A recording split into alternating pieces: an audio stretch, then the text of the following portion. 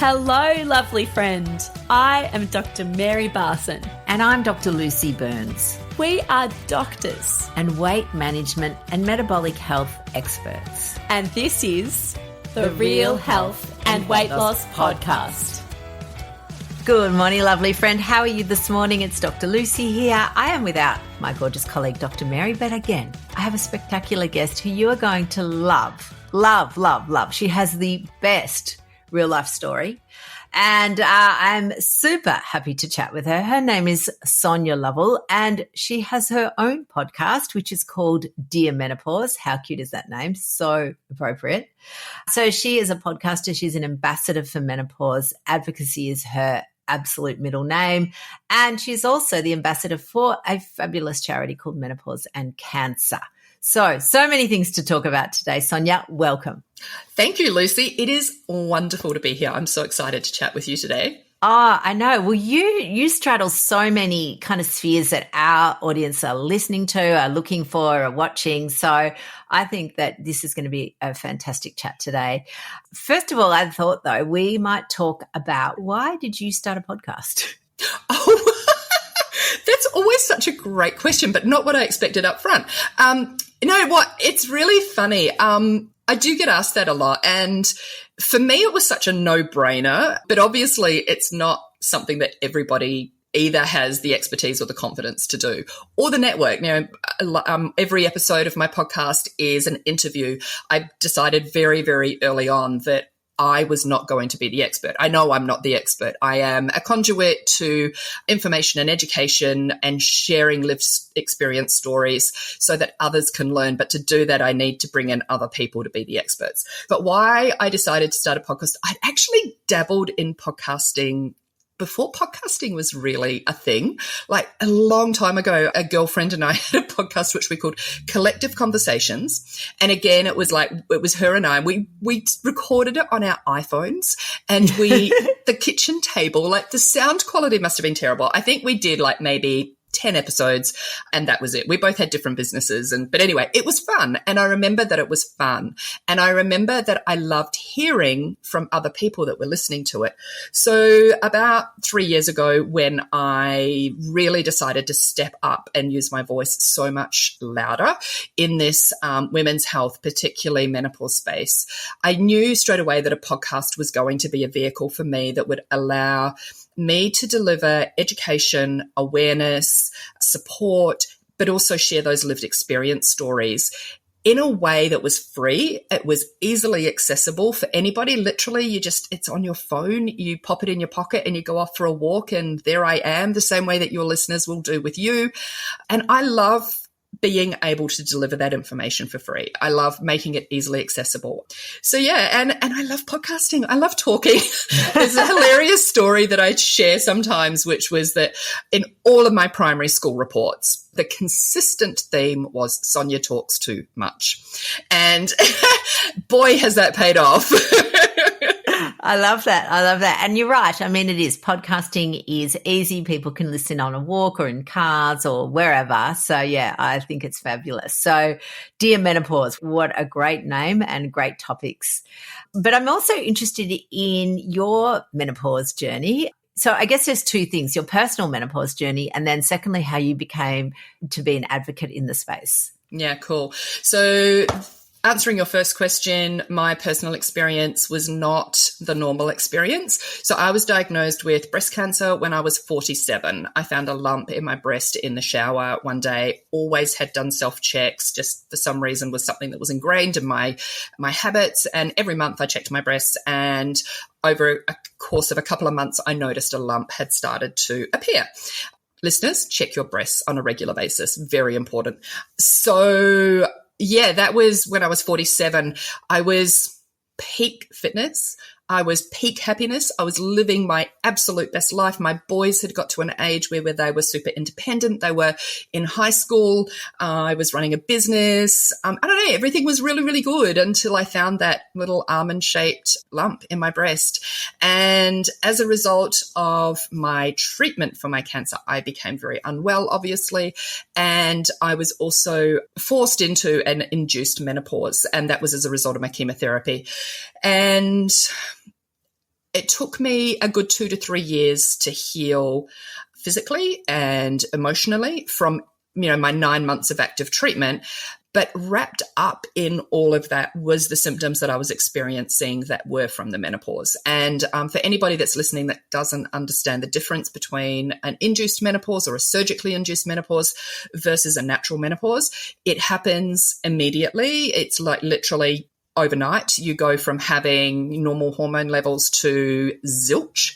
And so it is very intense. The symptoms are much, much more intense. I guess I've said that twice now, but that it literally is much more intense.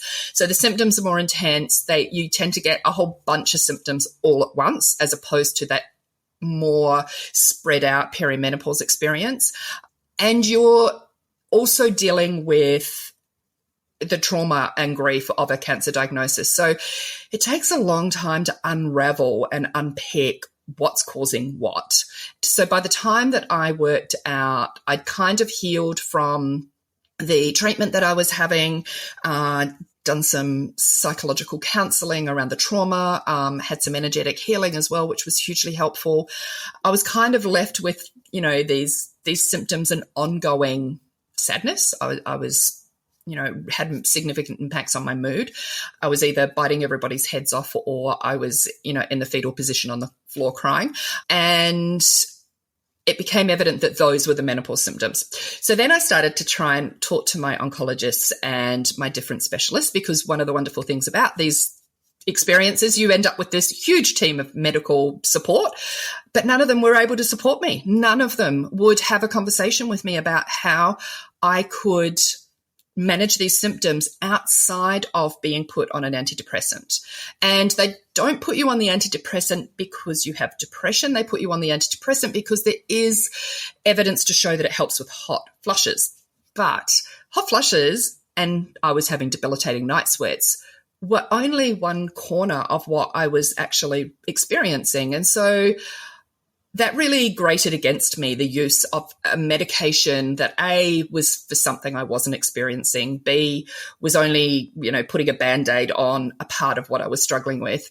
And so I had to fight tooth and nail to A, come off the antidepressants, because that was a chore within itself, because nobody wanted to take me off them. I even had one GP say to me, well, if you think you need to come off them, we probably should up the dose. Oh. Yeah, she didn't last very long as my GP. And then the other kickback is because my cancer was estrogen and progesterone positive, the doors to hormone therapy were just slammed shut within about 10 seconds of me raising it as an option. I was also being told by my oncologist, because oncologists are super, super careful and conservative, great word. And, in the words of my oncologist, my job is to keep you alive.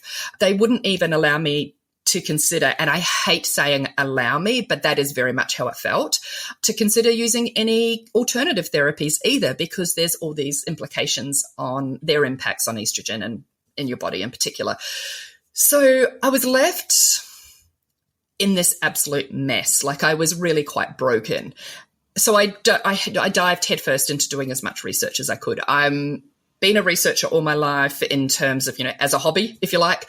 I'm very medically literate. I'm very lucky that I can read, clinical studies and understand them. It's just a bit of a gift. So I did a lot of research myself and started connecting with different doctors and specialists and started looking outside of Australia, because I realized that there were conversations happening in the UK, there was conversations happening in the US that were a lot more advanced than what was happening here in Australia.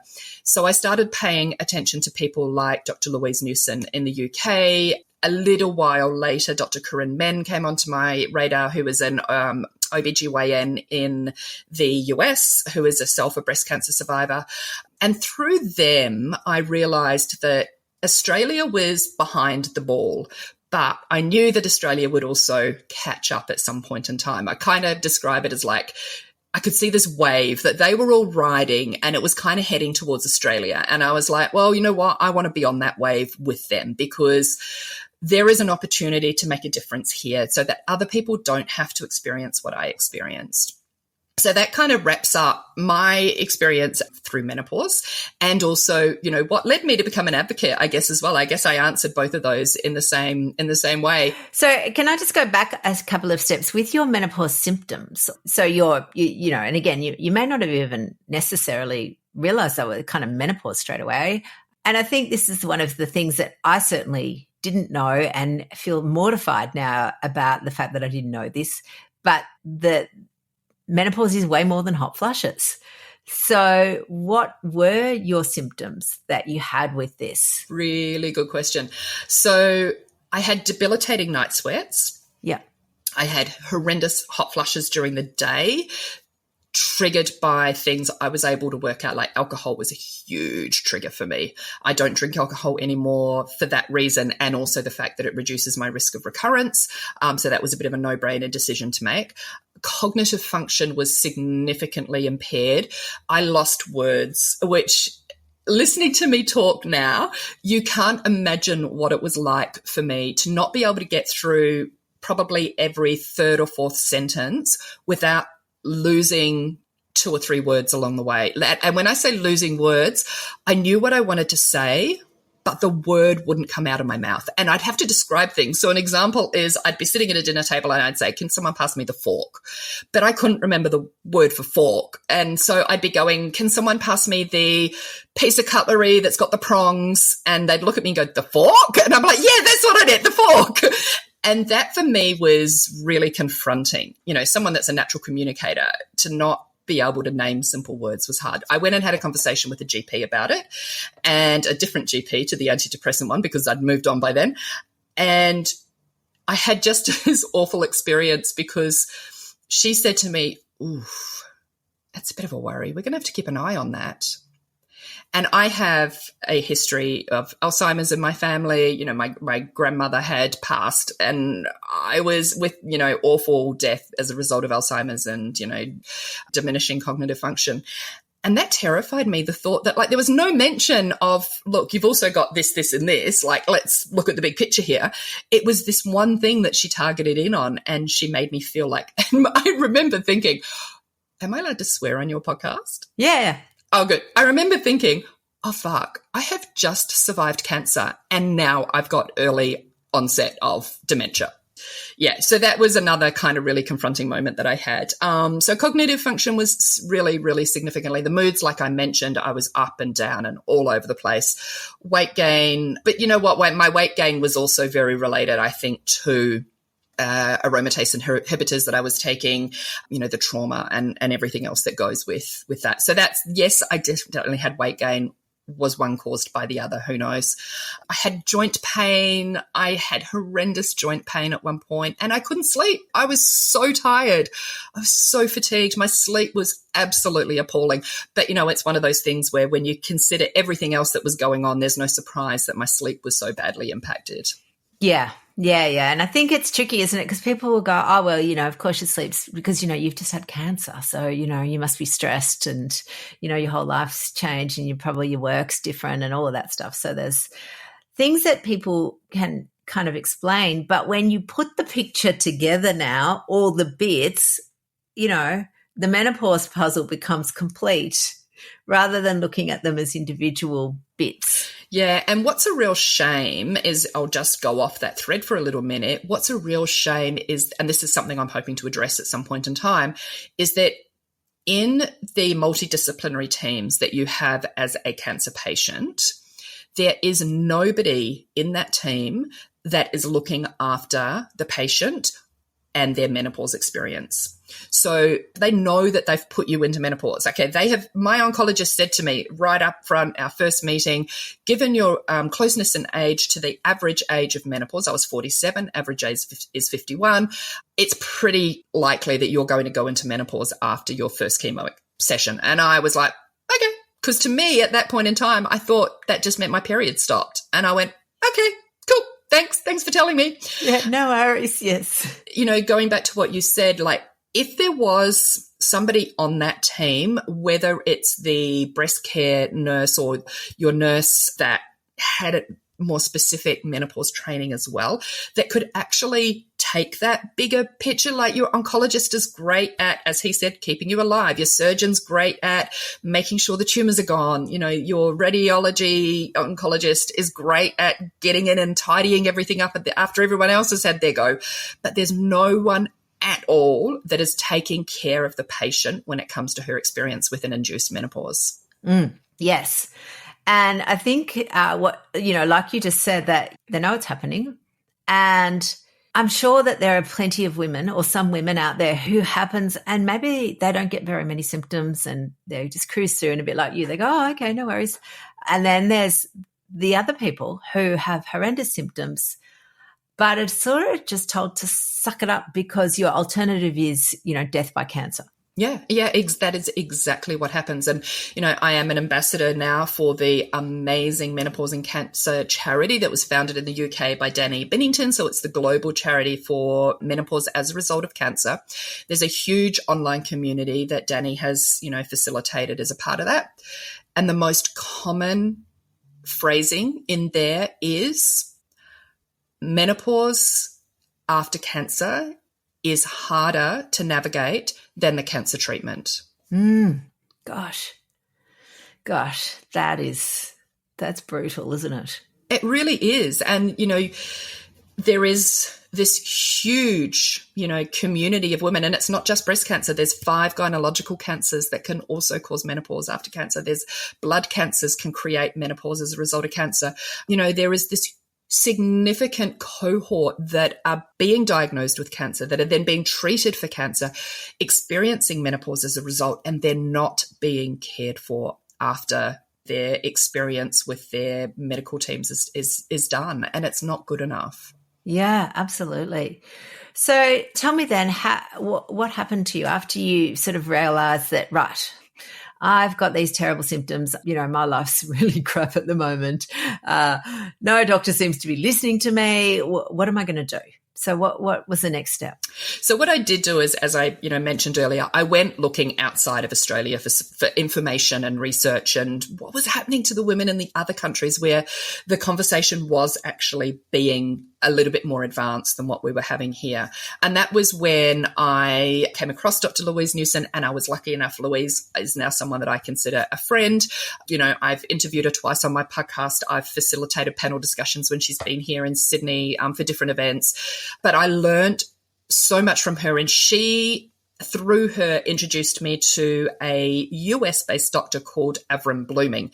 And Avram wrote the book Estrogen Matters. Yes, my favourite book. I know, it's the most, everybody should read this book. It's amazing. And, it came off the back of his wife's experience, who was also a doctor. There's so much evidence grounded in what he talks about. And I became aware that there were women outside of Australia that were being prescribed hormone therapy for their symptoms, but it wasn't easy.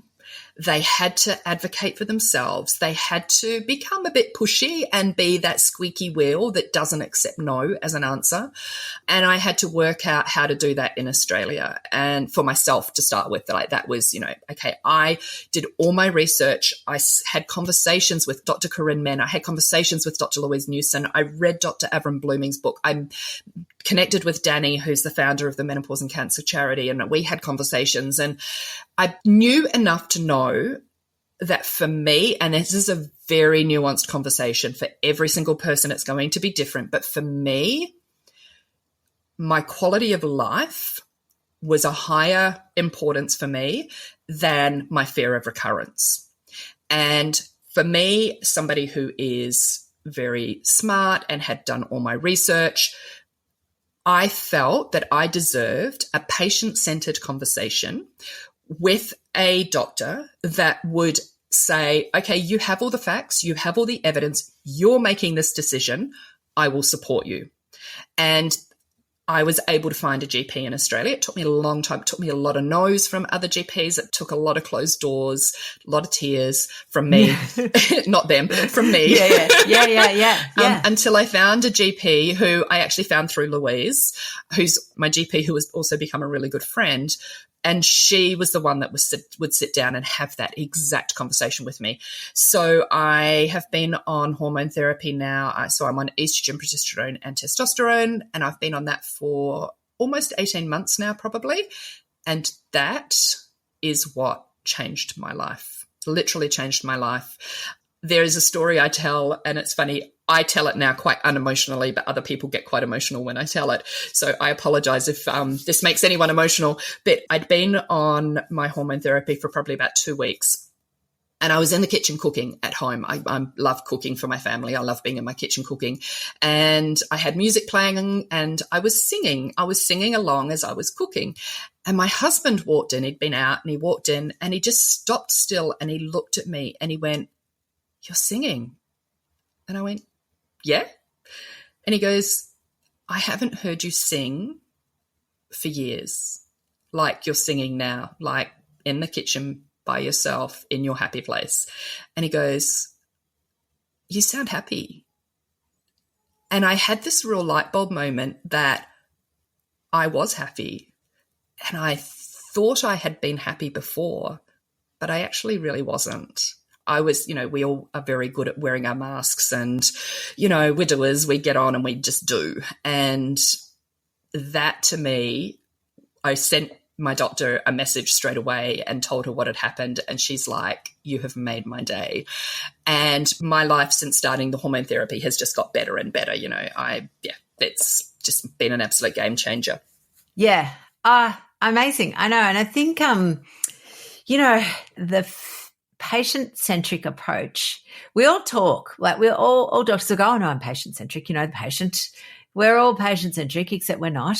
And I think that understanding what patient-centric care actually means and actually doing it is really important, because quite often it's going to mean that you are prescribing or doing something, investigating, I don't know what, adding some intervention that is outside the guidelines.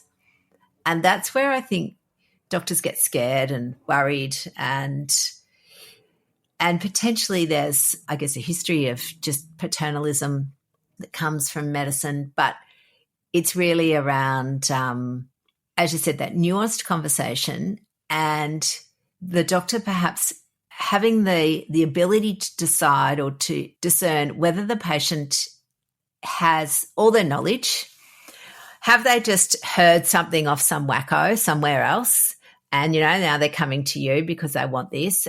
And I guess that's why it does require a conversation and quite a probably detailed conversation.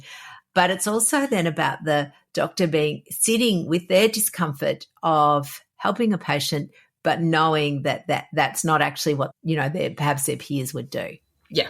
Yeah, and I think that's a really valid point. And, sometimes being patient-centric can just mean giving your patient the space to talk and for them to feel heard. I wrote a piece recently. I've just started a Substack, which, not only do I talk now, I'm also back to writing, which I'm loving because it's long-form writing, which, we haven't really done a lot of in a long time. And I wrote a piece about women being dismissed in the healthcare system. And somebody wrote a comment on it, which was like, love this piece of writing, because I'd put some action steps at the bottom of it. And she was like, "I'd like to add to your action step, that one of the other great ways to find a really good doctor is to ask for your friends and family," which I hadn't included in the article, but is always something that I do talk about it with when I'm giving advice around advocacy and finding GPs that will listen. And she said, "There's nothing more powerful than being told this doctor will listen to you." Yeah. And I was like, that is so true. Yeah, absolutely. Absolutely. And I think that it's crucial that you listen to your patients, that you listen and actually hear them. Like, don't just not ear service, which I think is the opposite of lip service. It's, you I like that, ear service. Yeah. Because I think, again, most of our listeners know that I work in metabolic health space, and sometimes there are people who have been prescribed medications, they may not want to take them. Statins in particular have had lots of, they're polarizing medications. And I guess like the way I like to look at it is my job is to give people information and facts and discuss risk and help them understand risk, because risk is tricky to understand when you're looking often at particularly news articles where they will talk about risk reduction or risk increase or whatever and not really understand what that actually means. And then I say to them, so now you need to make a decision on what you want to do. And they go, what would you do? And I go, no. No. What do you want to do?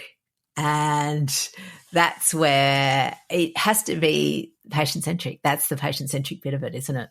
Yeah, it really is. And I think there's a bit of an education piece that needs to come into that for the patients as well, often, because, you touched on this before, there has been so much patriarchy and paternalism in the medical system, inherent misogyny. And it's funny when you say medical misogyny, people think you're talking about male GPs. I'm like, no. There is medical misogyny amongst all gendered doctors, not just GPs, specialists, doctors, healthcare system.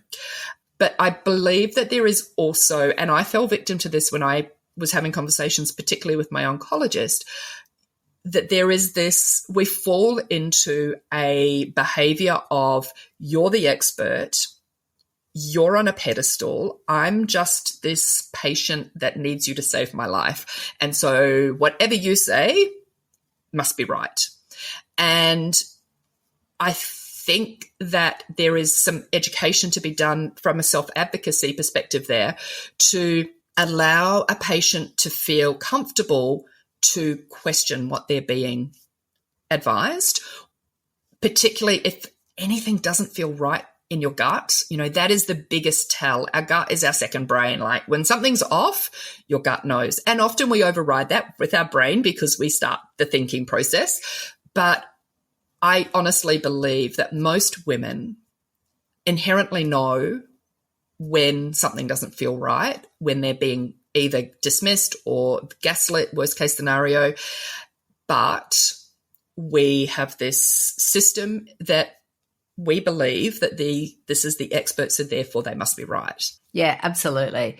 I like this phrase where it's good to be open-minded, not so open that your brain falls out, but open-minded enough to know that you don't have all the answers. That's great. I love that. Because when people think they have all the answers, they stick to that line of thinking in the face often of irrefutable evidence. But because they've committed to this line, that they can't see past it. And so it's really good to be open to new ideas, but a healthy skepticism either, because also you don't want to be gullible and go, oh my God, well, obviously drinking 100 mils of rhubarb every day is going to help me. So, it needs to be, some critical thinking there. Absolutely. And I think the other part of that too is that we do still need to respect the many years that a specialist, a GP, a specialist, anyone has spent to deserve to be called a doctor and to, be in the position where they can advise from an evidence-based perspective. And, there is many things that they are going to know that you don't know. And we have to be respectful of that always. But we still have the space to say, okay, but I would like to know this. Yes. Yeah, absolutely. And I'm prepared to take this risk is the other thing that, that the patient needs to, I guess that's part of the patient-centric thing, isn't it? It's saying, right, well, these are the risks. This is what could happen. Might not happen, but it could happen. Are you prepared to take that risk? And if they go, yes. And again, for any doctors out there, again, we don't have to deny patients options. We probably need to document it for our own peace of mind and our own, medico-legal protection, but you don't need to just decline things. Yeah. Yeah, I think that's really great. Yeah. Yeah. And you're right. Just bringing back to that concept of medical misogyny is not just male doctors. Like, honestly, I think back to my own thoughts and attitudes when I was a junior doctor, which I clearly got from modelling. I now think back to, you've often got several kind of patients that just stuck in your mind. We had a young woman who used to constantly present for pelvic pain. And, she'd come in and like, did anyone give her any compassion? No, we were all just thought she was a pain in the ass. We all just thought she was manipulative. We all just thought there was some sort of secondary gain in here. She's just scamming the system. Attention seeking. Looking for opiates, blah, blah, blah. And again, this was now 25 years ago. I've got no idea what happened to her, but, I'm assuming that way under there was probably, and again, seems obvious now, she probably had endometriosis. She might have had PMDD. She probably had trauma. She probably had a whole heap of things. She's probably neurodivergent, all the things. But we just called her the frequent flyer, and we called her the pelvic pain. Like, we didn't even humanize her. She was just her condition. And everybody spoke disparagingly of her. And it's, I look back and think, oh God. And I was part of that. Yeah. And look, I think that's really brave of you to share that story and to be able to own that you were a part of that. But you've learned and you've changed and you've probably got curious. Like you said, you just named off 5 or 6 things that probably were what she was presenting with.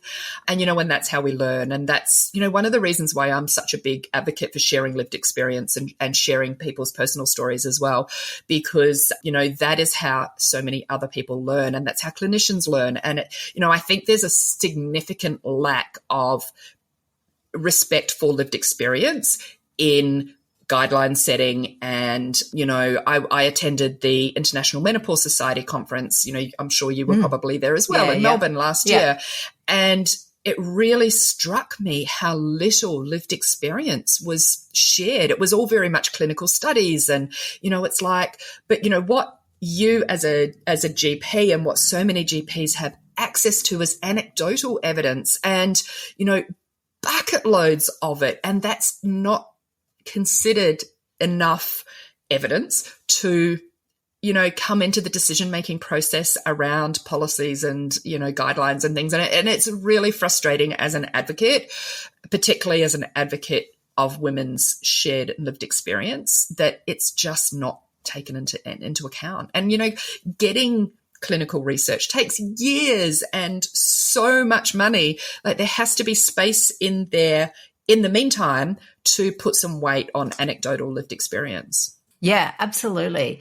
And I mean, just to sort of chime in with the clinical studies, there is a ton of junk clinical studies out there. They've been published in things we call pay-to-publish journals. They're not even reputable journals. The media pick them up. They then run with it. They write some clickbaity thing. We just did a podcast episode because there was this whole article like published in big papers on, do mangoes cure diabetes? And it was like, and there was sort of this implication that eating a mango a day would fix your diabetes. And I'm thinking, so again, you look at the study was rubbish. And that must be really frustrating that you have to then spend your time debunking those studies. Yeah, it is. And it's tricky because the more we do, then the more people want us to do because, that's now one of the things that we can do. But, it's time consuming and looking at the evidence is tricky. But, so certainly clinical evidence is not all created equally. So I think that you're right, having some lived experience, having people tell their story. And as part of that, this is where we also need to look at believing people's symptoms. So I think sometimes people go, I started this, medication and now I've got this, tinnitus or something. And the doctor will go, oh, I haven't heard of that as a symptom. And they'll look up the drug literature and they go, oh, no, that's not from the drug. And again, some healthy skepticism. We want to make sure we're not missing something. But, looks like a duck, quacks like a duck, probably a duck. Probably a duck. Yeah. Yeah. So, so that is tricky. Tell me then, so you found your GP, yay, they listened to you, started your hormones. What, this is something I'm just sort of more curious about. What happened with the aromatase inhibitor? Okay. This is my personal story and it is not meant to influence anybody else.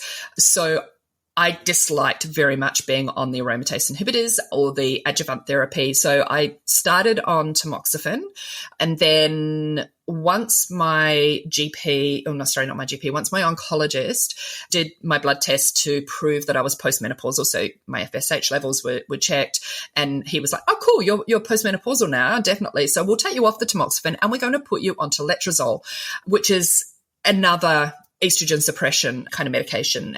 And that was brutal. That almost broke me. I went from being an okay, by then I was probably 48, 49-year-old, post-cancer okay, to being a very sad 90-year-old woman was pretty much how I felt. It wringed every last ounce of estrogen out of my body very quickly, and it was horrible. So I tolerated that for a few months, and then I went into him, the one and only time I cried in front of him, and I just begged him to take me off it. And so we did what, he agreed to a short break. So I think I had 6 weeks or something like that, where he was like, you don't have to take anything for 6 weeks, but when you come back to me at the end of 6 weeks, you are going back onto something, but you get to decide whether it's tamoxifen or whether it's back onto the letrozole. And I was like, okay. So I did the 6 weeks. Oh my God, I felt amazing in those 6 weeks. The little bit of time that it took for everything to get out of my system, but then I had this window where I just felt fantastic. And I went back to him and I went back onto the tamoxifen because I knew that I could not do the letrozole.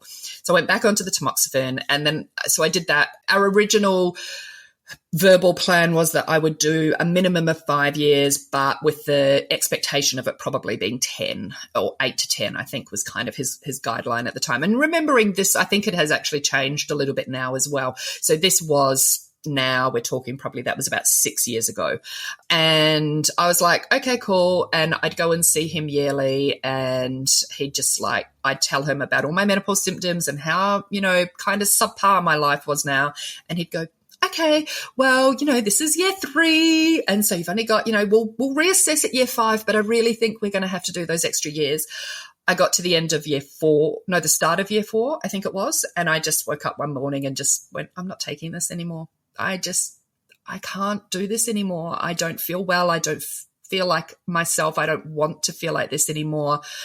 I understand there's risks associated, but I'm okay with that. And this is my decision. And that was probably the moment that I really first made a big decision that I owned. And it was like, this is my life. This is my health. This is my quality of life.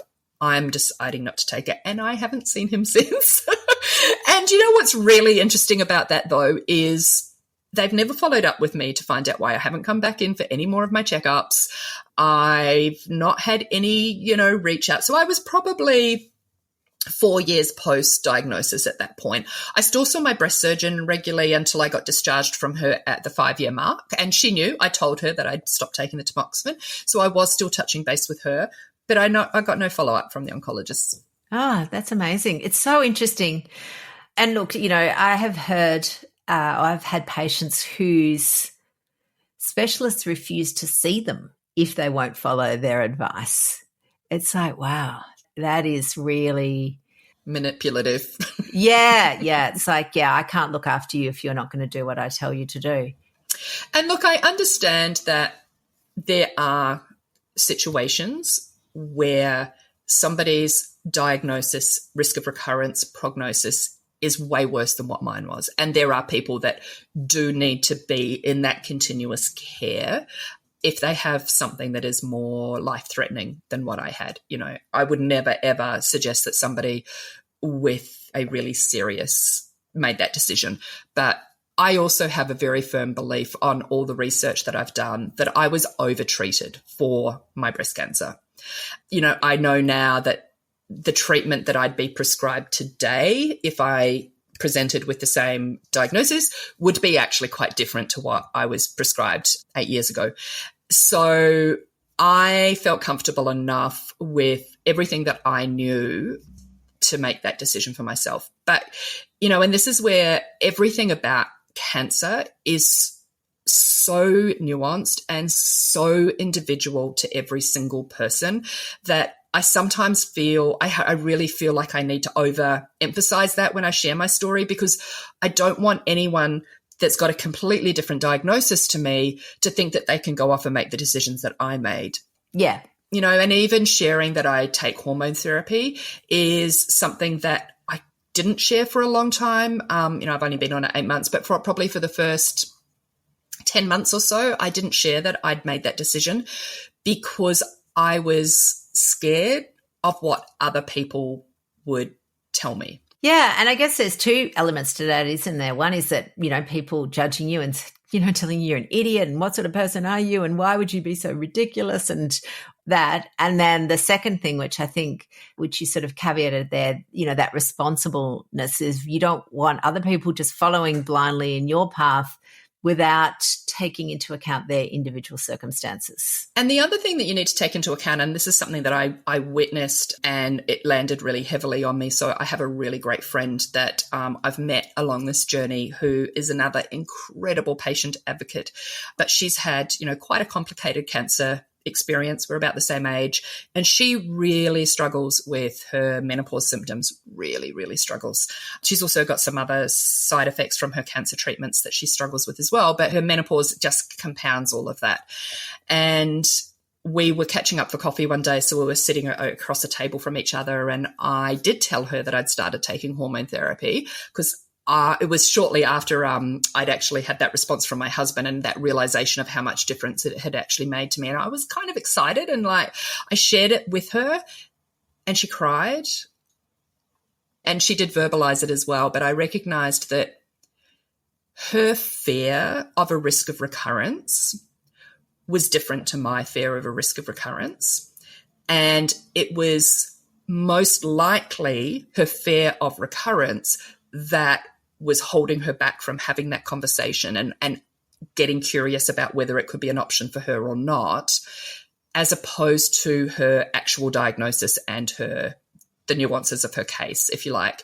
So I became really cognizant that everybody has a different fear level and risk aversion. I'm someone that is actually, pretty blasé about risk, and my husband finds it hilarious. I'll do things and he'll go, but what are you worried about? And I'm like, nah.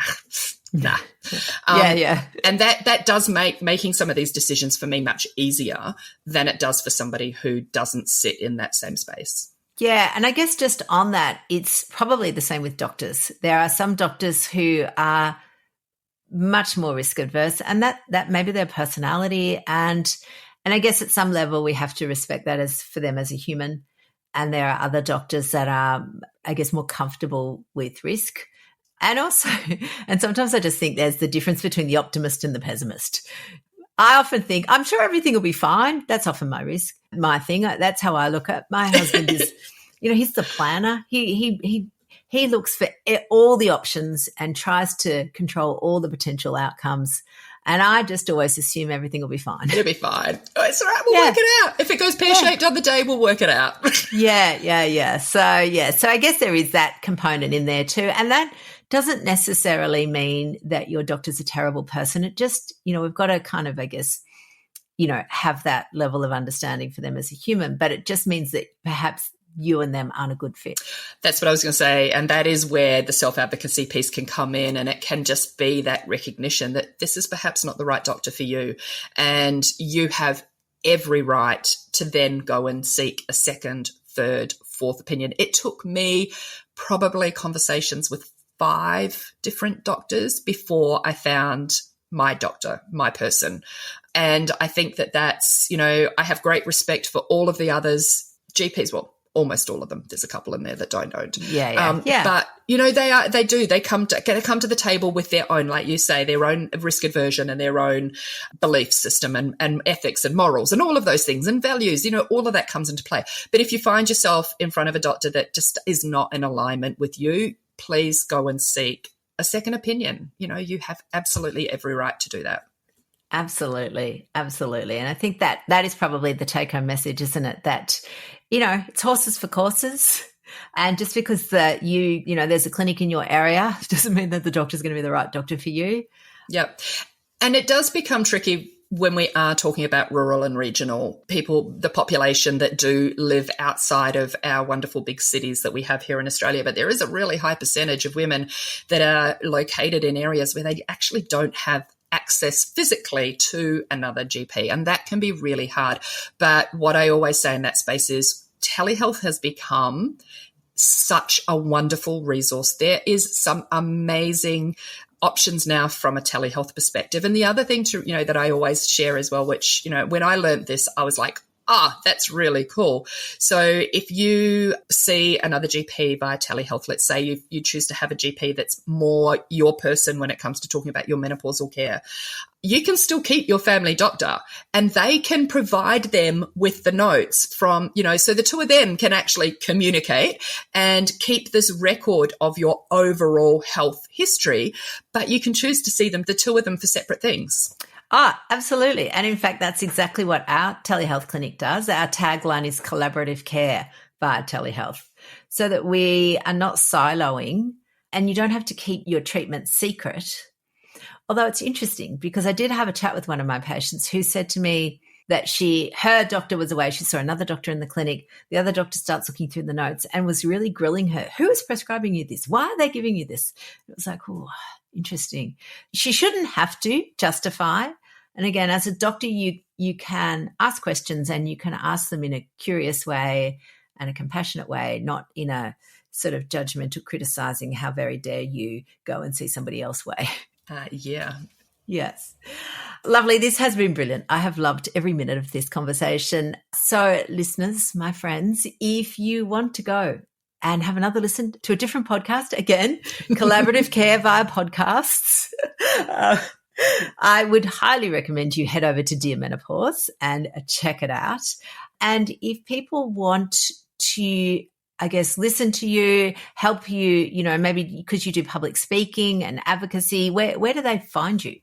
Yeah, look, sadly, I would say the place that I spend the most time is on Instagram. So social media, I would love to live in a world where I didn't have to be on social media because there are so many aspects of it that I don't like. But it is a platform where I do spend a lot of time. So my Instagram, which is my name, Sonia Lovell, or there is a Dear Menopause Instagram account as well. But either way, you'll find me on those. I do have a website. I'm in the midst of rebuilding, but there's a landing page there at the moment, which is just my name again, sonialovell.com. And I'm sure you can link through to all of those in the show notes. But yeah, I do a lot of speaking. I do a lot of advocacy work. I do a lot of educational and informational stuff as well. So I'm very easy to find, and I answer all of my own emails and inquiries. So if you hit me up through a website with an inquiry, it's me that responds. Yes, and I can attest to that because I did the same. I sent an email going, I'd love to have Sonia on the podcast. Wonderful, wonderful. And I think you're right. It's tricky, the double-edged sword of social media. But on the other hand, it's how people consume their information. So you've got to go to where the listeners or the viewers or the watchers or the scrollers are. Absolutely. Excellent. And my lovely friend, as you know, we will have all of these in the show notes. So you can always have a look at the show notes. Don't do it while you're driving the car, but we will have all the links to Sonia's contact details in the show notes as well. Have the most spectacular week. And Sonia, you too. And I'm sure I will catch up with you at the next menopause conference, gathering, collective, hoo-ha. It will be great. Thank you, Lucy. And thank you so much for giving me the opportunity to share my story and to be a guest on your wonderful podcast. You are welcome, gorgeous. You're welcome. No problem at all. All right. Lovelies, have a beautiful week. I'll talk to you all next week. Bye for now. The information shared on the Real Health and Weight Loss podcast, including show notes and links, provides general information only. It is not a substitute, nor is it intended to provide individualized medical advice, diagnosis, or treatment, nor can it be construed as such. Please consult your doctor for any medical concerns.